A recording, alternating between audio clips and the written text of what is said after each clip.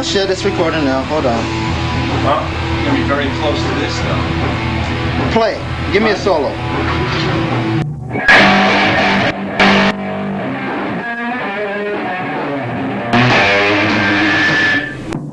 That's be real fucking loud. Why don't you? Yeah. How about it if you're on the couch? How close can you get? Because you're going to be close to him visually. How, you know, maybe 2-3 feet. If you're sitting, Fade out. at least you can pan. How about left that and other right. corner, man?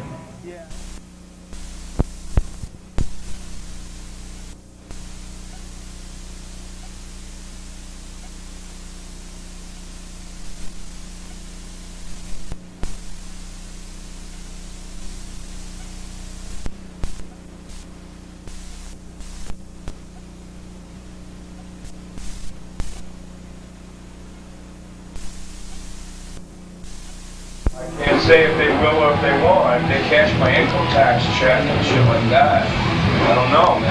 You know. Well, I mean, I have the cash. No problem. I don't have any extra cash to put up in case they don't. Do you have cash to put up for me? Well, I went to the bank today. I took out like $100.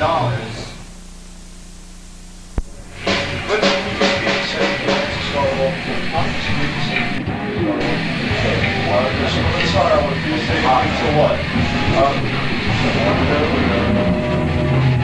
You go into blood muscle. Yeah. You go into blood muscle. No. And then into what? Homicide. Yeah. Alright. No, let's go blood muscle. Who's the product? Alright, so then we do that. I do homicide. And then you start to be the same. Blood muscle, blood muscle. Alright, we're just gonna run through 3 songs. Okay. Alright? Alright, what's the first one? Either sing. Are you recording right now? I'm recording now. Oh man. We're gonna be editing that shit, so.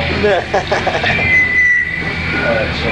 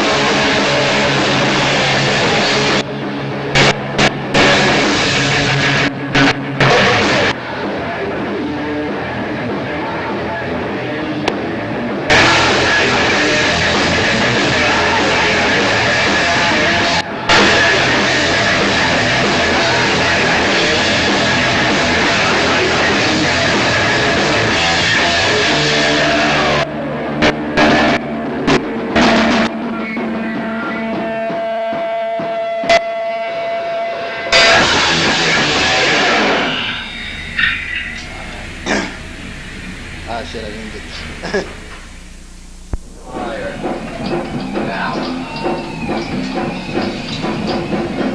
Hello. What's up? How's it going, man? Start off with your names. Who's everybody in the band? I'm Chris, I play bass and sing. I try to.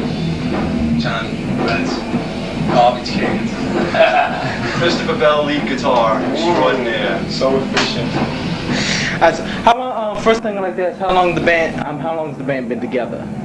Since '88. Since '88. Different members. Chris is our new and Trusted guitar player. trusted.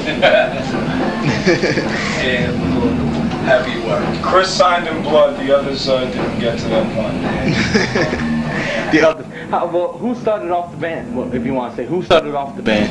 Obviously. Well, actually, us, me and Chris over here. Me and Johhny, Go back a couple. we started we made our first demo in like '88, and we got this cat, his name's Alex. He was in the band for a while. For a couple of years. We And then we kind of like stole Chris out of the band.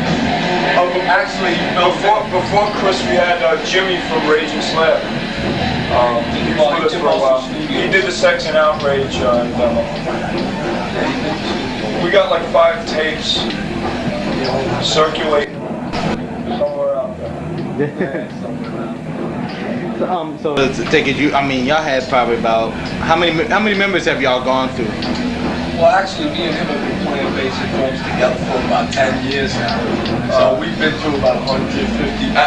Yes, very true. Yeah, it's 10 years, but As the council, up to 10 people have been in and out. I the would last say. couple of years it's been tight. It's been one dude for the last Yeah. few years, and then we just replaced him with Chris. We got Chris. You know, it took a while for us to really, define exactly what we were looking for. And, we're all happy with the council. Definitely. Have y'all played in any other crews before Primeval? How about you, Chris? Well, yeah, I've all played in other bands before. He's got quite a colorful background. He doesn't like to let you know. Well, bring it out. This is TV, goddammit. Where have you been lately? Just various New York ramblings. I've played with a few impressive people, but at this point, I don't like really talking about it because it's not something that I feel is in any way going to help me. So if anything doesn't help me, I don't talk about it, I don't think about it. I gained a lot of experience with a lot of good rock and roll heavies from the 70s and 80s, but it all ends there, I developed a style that I got, and I was thrown out of a lot of bands with the style that I Use with us. that I adopted it, but it fits in really well here. So this is all I have to worry about right now. Oh yeah. Any other colorful backgrounds here? Like you? Just a few. Johhny was blonde once. Oh, I wonder if we have that on tape somewhere. Background. Just the mobile. He had the serious mobile. We went through the punk thing, went through the glam thing. Yeah, right now we're like just totally into what we're doing. We're doing exactly what just comes from the heart. Nothing preconceived. Well, would you categorize your music as being a certain type? What would you say your music is? Well, it's very energetic. Bottom line, the 3 of us are really just trying to capture a type of style that is, in this day and age, like really styleless. It's just energy, honesty, Straight out. brute force.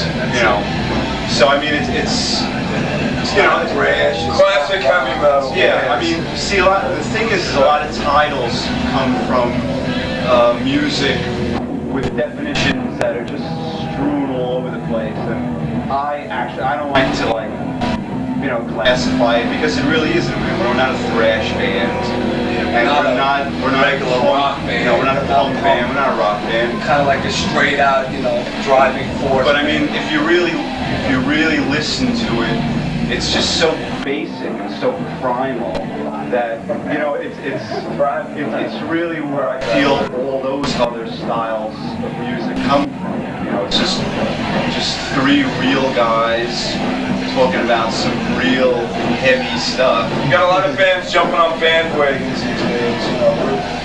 What's the end? That's out. We're doing exactly what we, you know, it's all spontaneous. We're like a steaming locomotive. Yeah. On its course, getting there faster and burning coal along the way. Feedback overkill. So, who would you say that your influence would be? Well, individually, You will have a lot of different. Because judging from what you're saying, As a band, I listen to everything. Everything. just name a band. Big bands that have, you know, influenced me: Kiss, of course, Judas Priest, etc. All the new wave of British heavy metal. Motorhead, huge influence. Yeah, I heard y'all earlier playing Ace of Spades. Y'all did a good cover. Yeah, we're covering that. You know, we got to pay homage to those greats.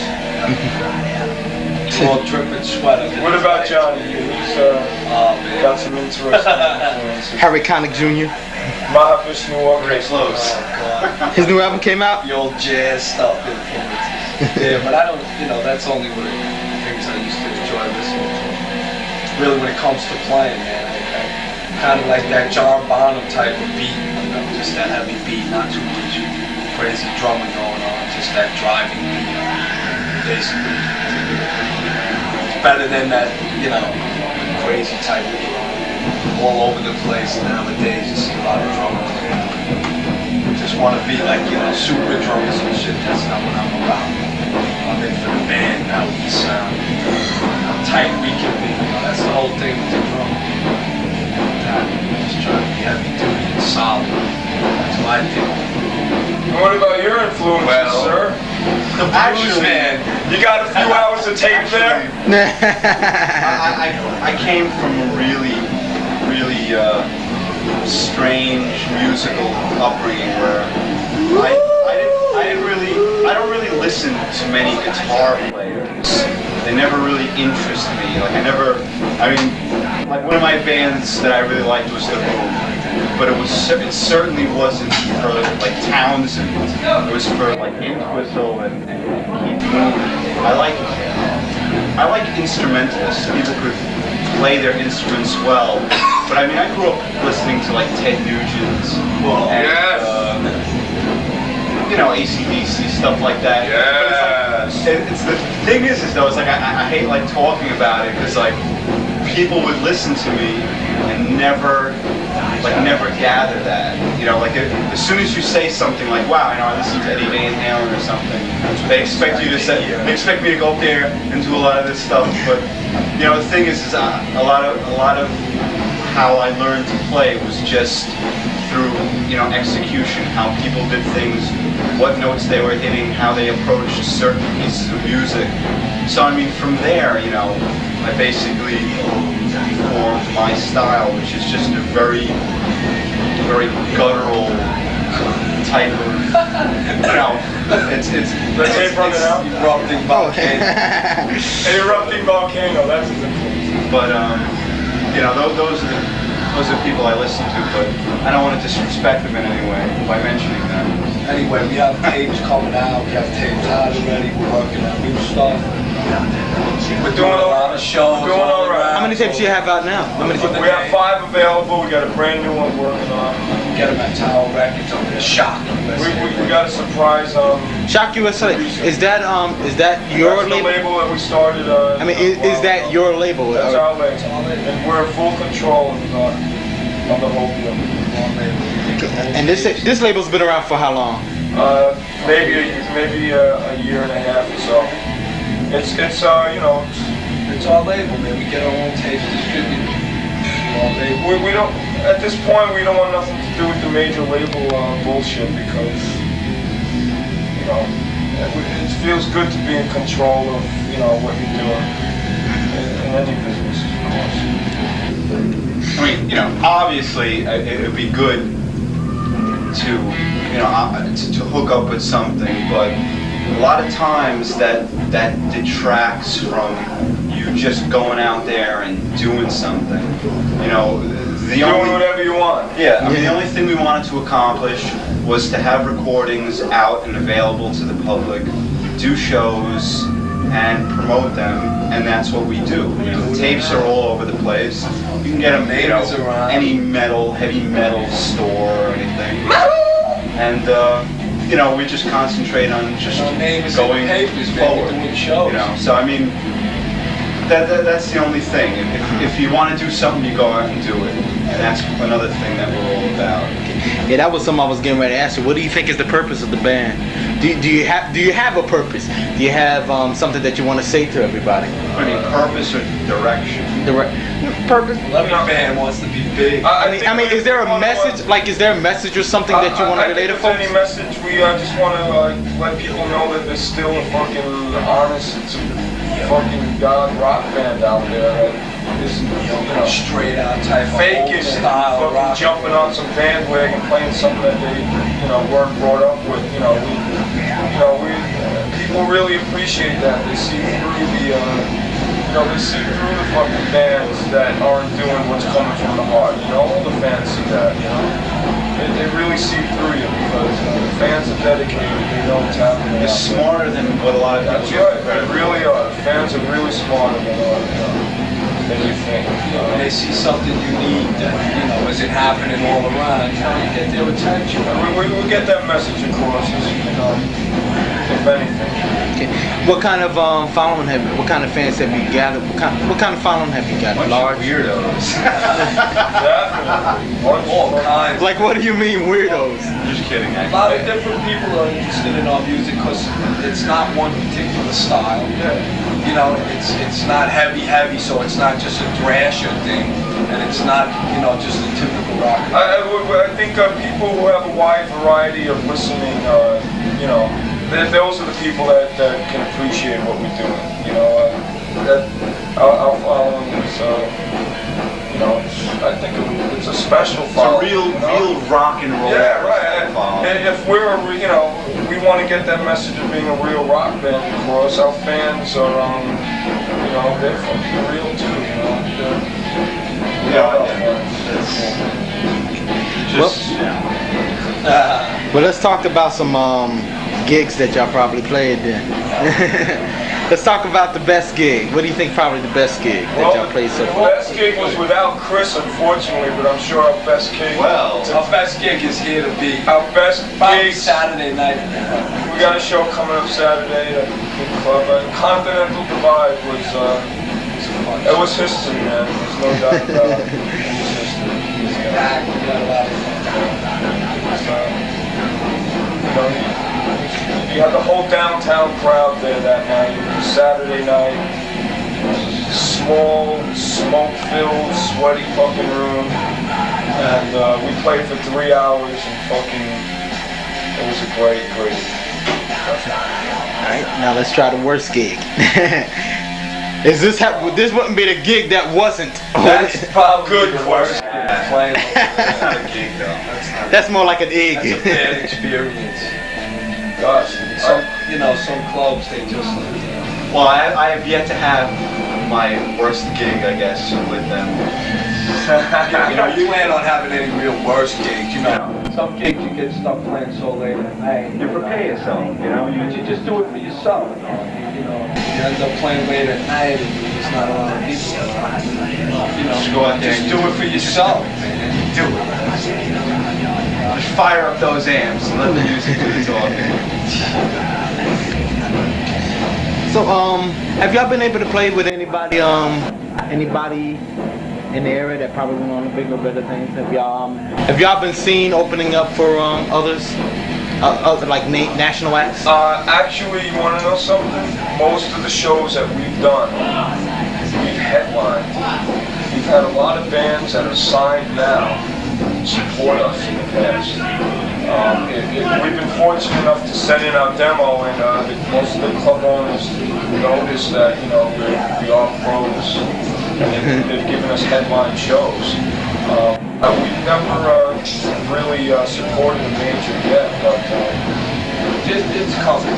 you know, it would be nice. I'm sure when we finally get, you know, on a tour, we'll be open for a major. But at this point, we've been headlining. I hear that you're supposed to be working with the Lunatics soon, playing with the We're Lunatics. doing a show with the Lunatics at Beowulf coming up. That'll probably be our first.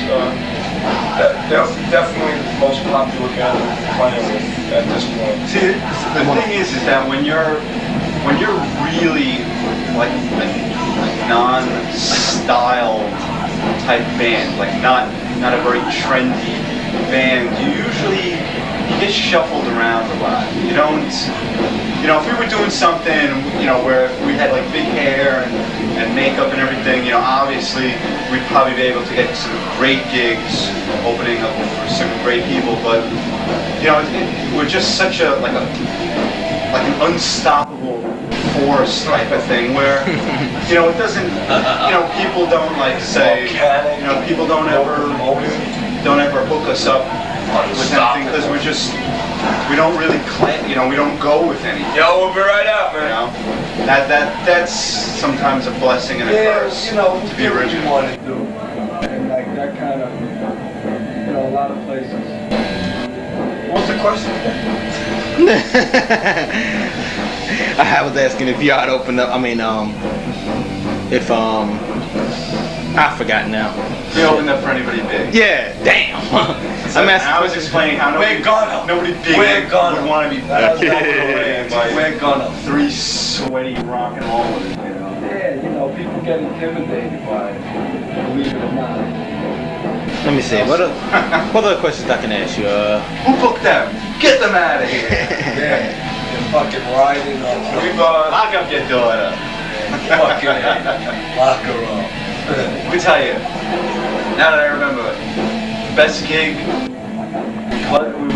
was at that place where we didn't actually play, but as we were leaving, there were these two Oriental chicks making out on the top of the steps. That made my night. I think I remember that because y'all kept on talking about it. Like, I was like, what gig? What gig? Look at that! oh, we're supposed to be on now? Oh, fuck it. That was the highlight of it. So what do you think the future for the band's gonna be? I mean, what do you hope for the future? We're gonna all be rock stars, famous, money, cash, Women. Bigger amps, more guitars. I'm down for that. It's gonna be, you know, just an awesome. No, we're fully prepared to pay our dues and just, you know, just. The bottom line is, if you're a great rock and roll band, you get noticed. Along the lines, down the line, you get noticed. We want people to enjoy our music and come to our shows and make noise, and you know, we just have a lot of fun doing that. And if that keeps working out, everything else will fall into Can only get better. You watch the pennies, the dollars take care of We're doing themselves. alright. So any final remarks before we sign off? I'll start off with you, Chris. None at the moment? No shout outs to anybody? No final thoughts. How about a big fuck you to everybody? They love that. Yeah, that's good. What about you, man? I don't know. Big fuck you I'm gonna deviate from the norm. Just look out for us. Be prepared for something different. Council, man, just check us out. It'll be an experience. I mean, it's no BS, you know. It's just, if you're a rock and roll fan, you're gonna dig it. It's gonna be too much for you to take. No matter what kind of music you like. That's it. That should be about it. Alright. Okay, this is Primeval Council. If you want to get a hold of them, the name will be at their the name and address will be at the end of the tape. Check you later. Peace.